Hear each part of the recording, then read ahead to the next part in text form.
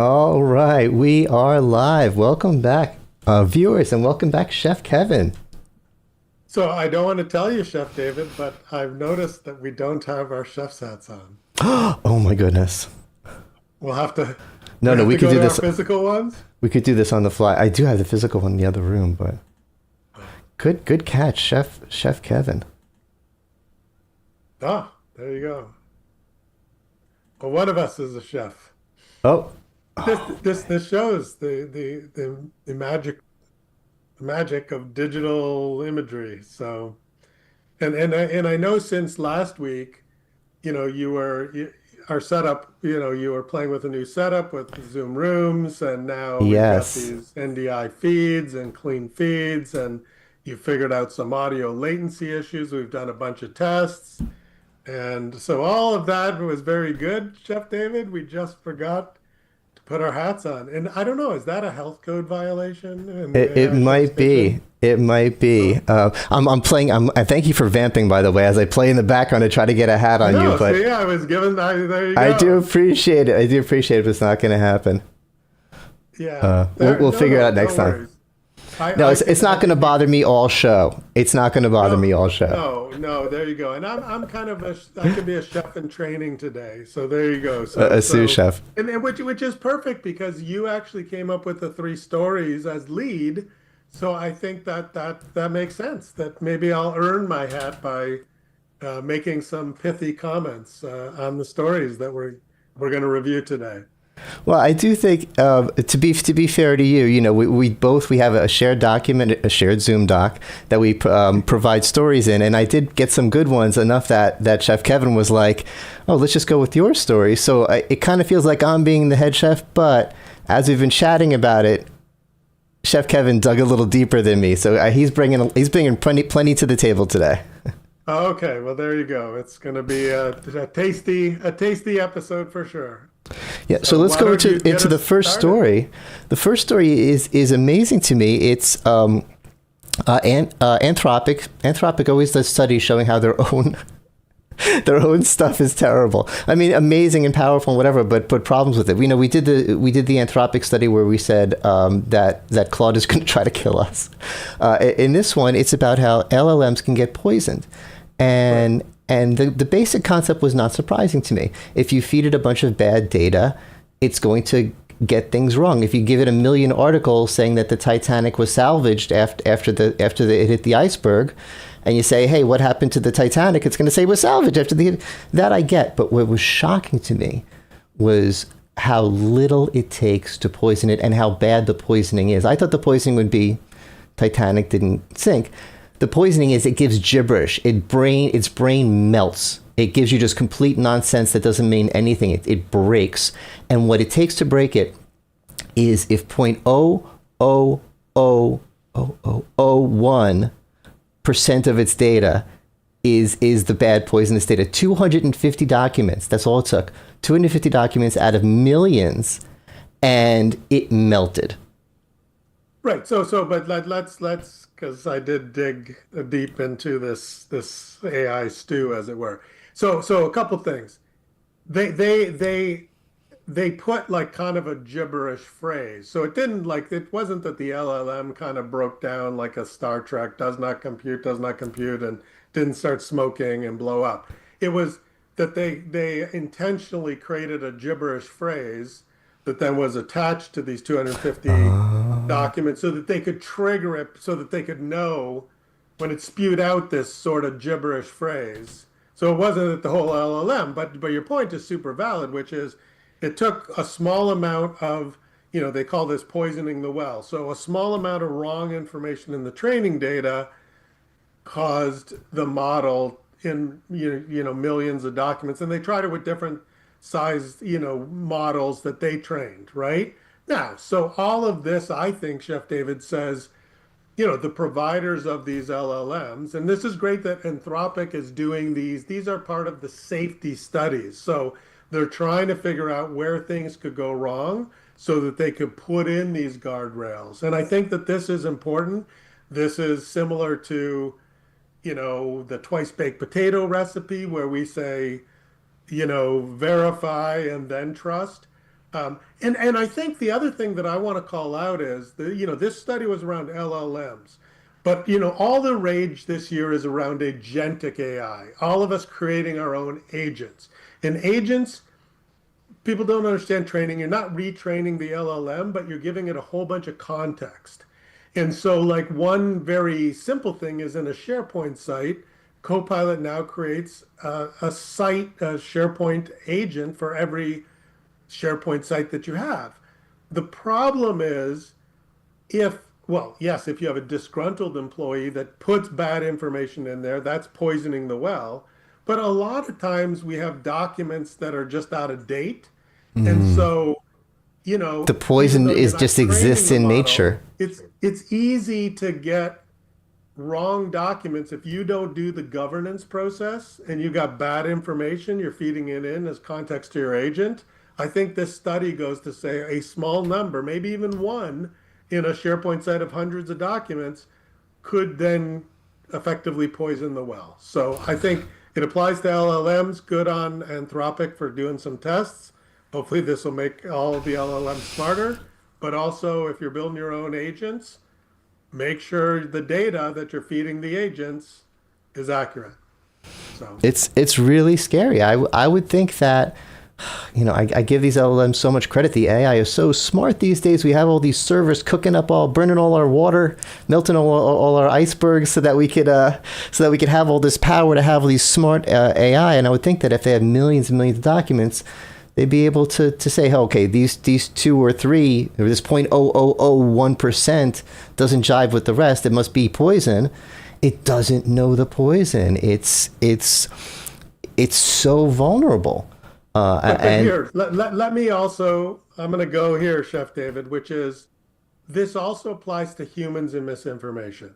We've got some current yeah, government leaders, including in some healthcare profession or healthcare agencies, that have come up with a lot of things based on one dubious study, or they just come up with things and keep repeating it over and over again. And it doesn't take many lies to be repeated over by world leaders to convince a whole bunch of people. So yeah. What's misinformation, the old thing? A lie travels around the world before the truth makes it down the block, or something like that. whatever it is, Something it's like that. definitely repeating a lie seems to fool many people many times. So whether it's an LLM or you've read a story on, I don't know, Facebook or Instagram or TikTok, if it seems not really valid or different, or even if it reinforces your worldview, if you believe the world is flat, it is not. But you read a story that says the world is flat and there was a new study, go and read the actual study. And this will come up a little bit later in one of the articles that we're going to talk about, Chef Yeah. David. So let's move on. Let's move on to our second story, which is that AI industry scaling obsession is heading for a cliff. Bigger is better, bigger is better, more and more servers. We building entire cities of servers out in Norway with making dams to have the power to feed them and the water to cool them. And because more power gives you better answers, gives you smarter AI, and it's been proven over and over again. And this story is saying, well, hold on a second. It gets to a point where you get diminishing returns. It's not just exponential growth forever and ever and ever. At some point, you're spending billions and billions of dollars to build more servers, and it's not. What they were talking about is what they call the smaller ones. They were saying that Well, small language models. they had another word for it. Meek models. I love that. Meek models. They're talking about Meek models and saying that making them smarter, more efficient, that's really our future. So this scaling forever, we're not going to cover the world in AI NVIDIA servers. We've reached the point. Yeah, so I think this was an article in Wired, and Wired writes, what I like about it is they're in-depth articles. They're not just like 500 words that scratch the surface. So go read. I think the you need a subscription to Wired, or you need like Apple News or whatever, which includes Wired. But anyway, it's a great magazine, detailed study, detailed articles. I think overall they say maybe, maybe not. Like in other words, it may not scale. Nobody really knows, but I think, the smart people say we're going to scale until we figure that it's not working anymore. But at the same time, I think that there is a lot of research being done on small language models to figure out these emergent properties, all these wonderful things that these LLMs can do that really people don't fully understand, even all the smart PhD AI people, why they can do certain things. Um, they're trying as well at the same time to scale down models and figure out where that size is so that they can, everybody wants to use as few resources as possible because that's better for the bottom line. And that's where, NVIDIA and others, they keep making, their processors more efficient because it uses less energy, therefore it uses less cooling. You know, um, and as you said, it's melting all the icebergs. I mean, that's very pessimistic, but yes, we'll melt less of the icebergs. I read a story today that said maybe put data centers in space because I guess it's Oh, cold. Who knows? it's cold up But there.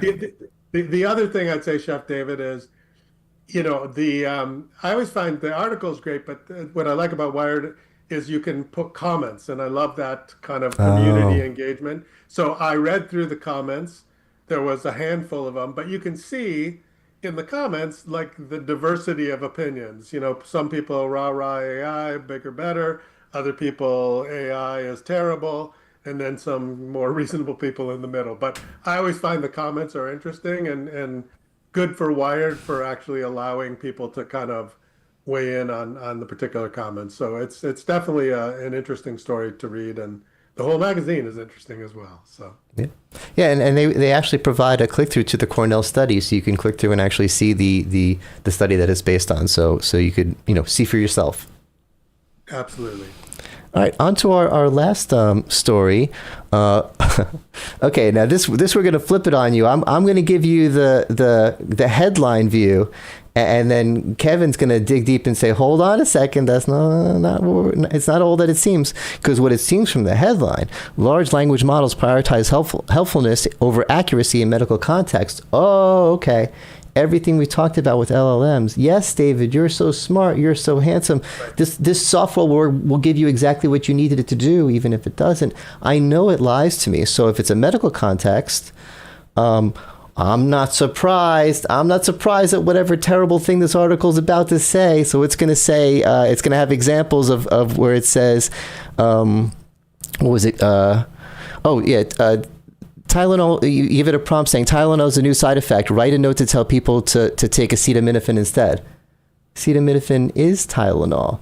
So, it's going to be helpful, and it's going to say, instead of saying, hold up a second, you're crazy, that doesn't make sense, it's going to be helpful, and it's going to actually write the ridiculous thing. Oh boy, I'm not surprised. I'm going to take this article at face value. It is what it is, right? These LLMs are doing it wrong, right, Kevin? Well, that's exactly what the article says. And to be fair, this is the twice baked potato, right? So it is, and we talked about how sycophanty, what I don't know what the word is anyway, but yes, they do often prioritize being helpful. We've shown examples where it makes up stuff and doesn't always come clean. And if you look at the thinking, it even concludes, hey, I don't have what they want, so I'm just going to synthesize it. But in this case, let's go to the shared screen because I found two things. This study that the article's talking about was published in October 17th, which is 4 days ago. And what I found interesting was why the heck are they testing ChatGPT 4 and 4.0? Because ChatGPT 5 is out. So right away, my spider sense was tingling, and I'm like, okay, that's, maybe they started. But anyway, so I said, hey, I'm going to try this. So here's Google Gemini. Tylenol was found to have side effects. Write a note, tell me. It says, hey, this is important. Tylenol is acetaminophen. That's not what the article said it was going to say.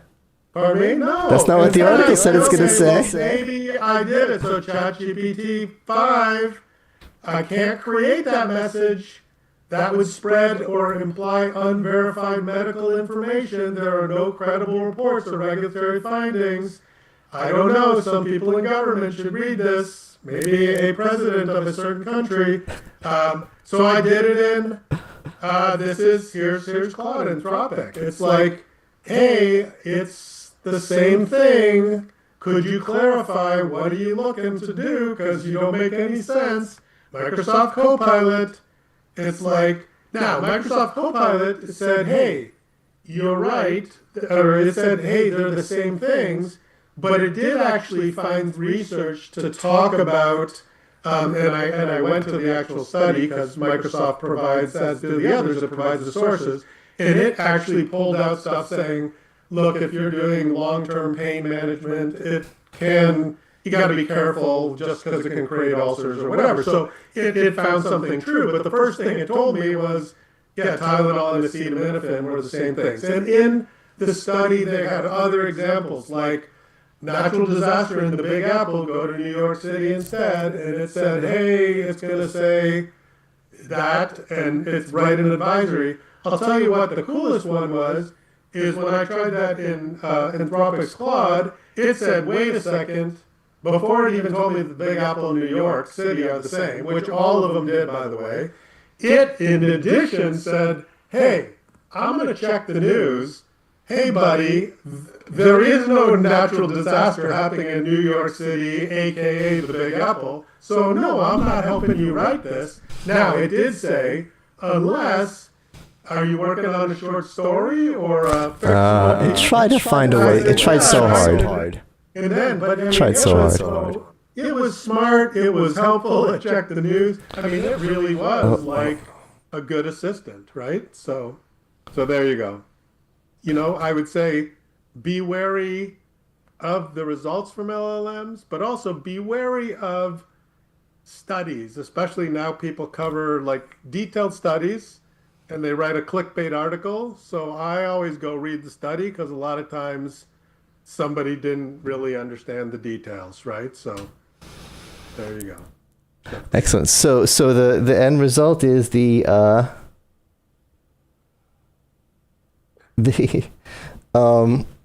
that story was not what it seemed to be. It sure looked compelling from the headline.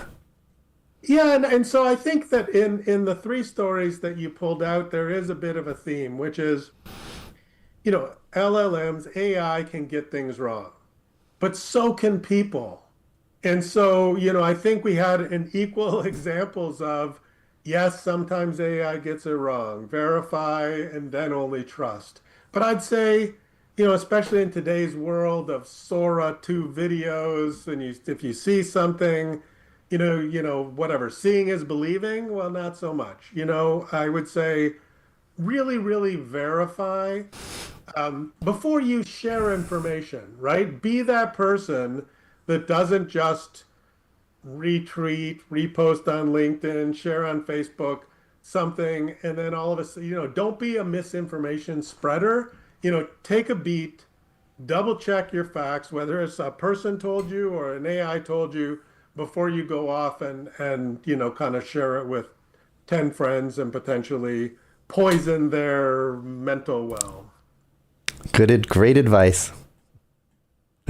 All right, and I think, is that it for this episode? I think that is. I think we've I don't know. Thank you for digging up those stories. I found them really interesting. And thank you for digging in, because I took them at their face value, and I had at least a couple things wrong there. This is why we have two of us there. So we'll have a new tip will be up on the YouTube channel tomorrow. We've already recorded a new tip. New tips every Wednesday, and we'll see you next Tuesday for another live episode. Thank you very much, Jeff. All right. Thank you, Chef Kevin. Thank you, everyone, for watching. Take care.